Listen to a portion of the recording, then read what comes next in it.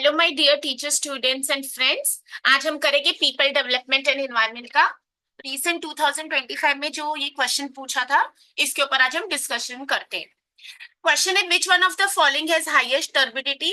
अब जब हम ऐसे सब्जेक्ट्स जहाँ पर हमें ज्यादा नॉलेज नहीं होती या मैं कहूँ कुछ टेक्निकल टर्म्स होते हैं, अब जैसे टर्बिडिटी का मतलब अगर हमें नहीं पता, अगर हमने नहीं पढ़ा, और जैसे पेपर वन जनरल रहता है जिसमें आपको 10 टॉपिक्स पर टेस्ट किया जाता है, तो जरूरी नहीं हमने ये कभी पढ़ा है कि नहीं।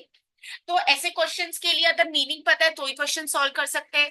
आपने कभी पढ़ाया है ये टॉपिक या फिर जनरल नॉलेज है, तो ऐसे क्वेश्चंस बहुत इजी बन जाते हैं। ठीक है, तो ये क्वेश्चन अभी जनवरी 2025 का, which one of the following is highest turbidity.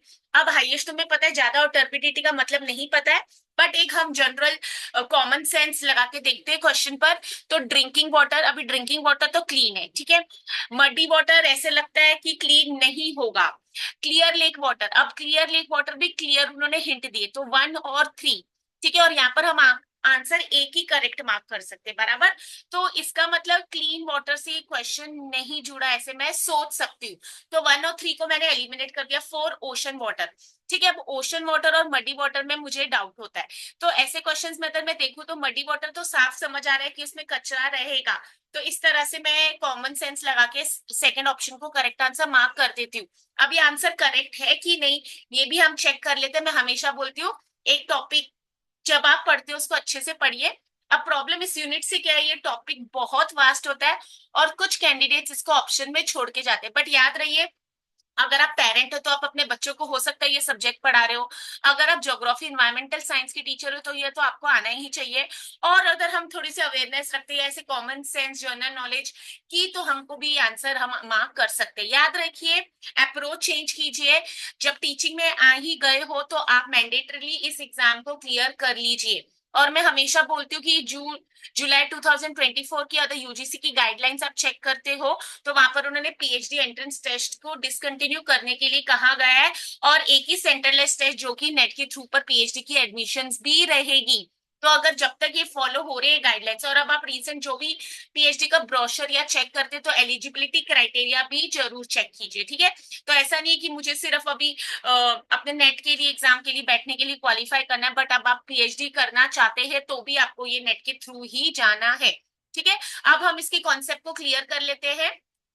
Turbidity देखिए, वाटर सैंपल्स बताए गए हैं, और मैंने ये जहाँ से लिए, मैंने वो भी हमेशा बोलती हूँ कि सोर्स भी दे दीजिए, फ्रीली अवेलेबल सोर्सेज है तो भी, क्योंकि क्या होता है ना, हम रेफरेंसेस देना एक अच्छे एथिकल पर्सन की निशानी। और मैं बोलूँ, हम टीचर्स और जब हम रिसर्च स्कॉलर्स है तो दिस इज वेरी मैंडेटरी।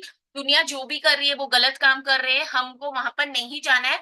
हम जो एथिकल काम है हम वो जरूर करिए। Okay, teachers always have a moral responsibility irrespective how others consider you. Okay, ये हमेशा याद रखिए। तो यहाँ पर देखिए कुछ टर्बिडिटी यहाँ पर समझ आ रही है कि कलर डार्क था, फिर कुछ लाइट हुआ ऐसा, ठीक है। अगर मैं लेफ्ट से राइट देखती हूँ, राइट से लाइट आप अलग तरीके से देख सकते हैं। फिर अभी टर्बिडिटी थोड़े पढ़ लेते हैं कि turbidity is a decrease in water clarity, ठीक है। तो वाटर क्लैरिटी कम हो जाती है, तो इसका मतलब मडी वाटर करेक्ट आंसर होना चाहिए। कॉज बाय सस्पेंडेड डेब्री, अब सस्पेंडेड का मतलब क्या है, डेब्री का मतलब क्या है, दैट एब्सॉर्ब्स और scatters downwelling light and water is termed turbid when the presence of suspended particles become noticeable।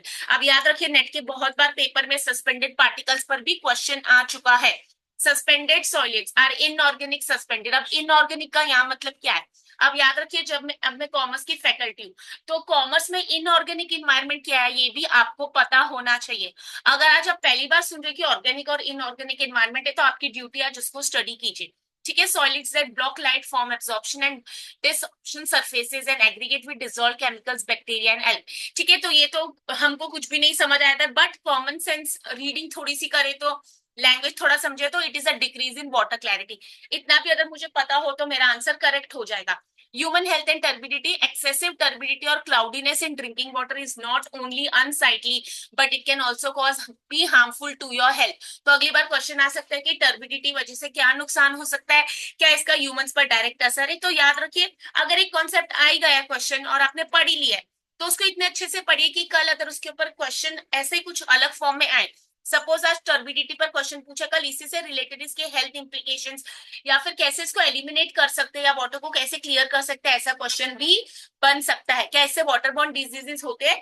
Okay, तो ऐसे पढ़िए हमेशा कि किसी और को भी पढ़ा सके। Problem with this examination is I says questions are not repeated but definitely concepts are repeated. Okay, और अभी आपको पता है कुछ ही दिनों में हमारा एग्जाम आने वाला है। अगर आपको स्टेट लेवल का एग्जाम, मतलब जैसे मैं महाराष्ट्र से हूँ तो मुंबई से हूँ, तो हमारा 15 जून का एग्जाम है। तो अगर आपका स्टेट का एग्जाम आने वाला है, आप उसके लिए भी पढ़ाई कीजिए और नेट एग्जाम के लिए भी पढ़ाई कीजिए। ठीक है, वैकेशन से तो उसको यूटिलाइज कीजिए। आपने अपनी प्रायोरिटीज डिसाइड की कि पढ़ना या घूमना या कैसे मैनेज करना, it is all about your choice. ठीक है, बट जब भी पढ़ी क्वालिटी पढ़िए।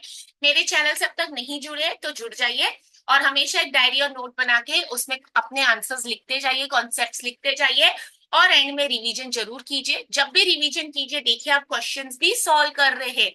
ओके, मैं हमेशा बोलती हूँ अच्छे सोर्सेज, अच्छे रिसोर्सेज और अच्छे मेंटर्स के साथ जुड़ना भी बहुत जरूरी है। फिर हम मिलते हैं नेक्स्ट सेशन में। Till then all the best, may all you qualify.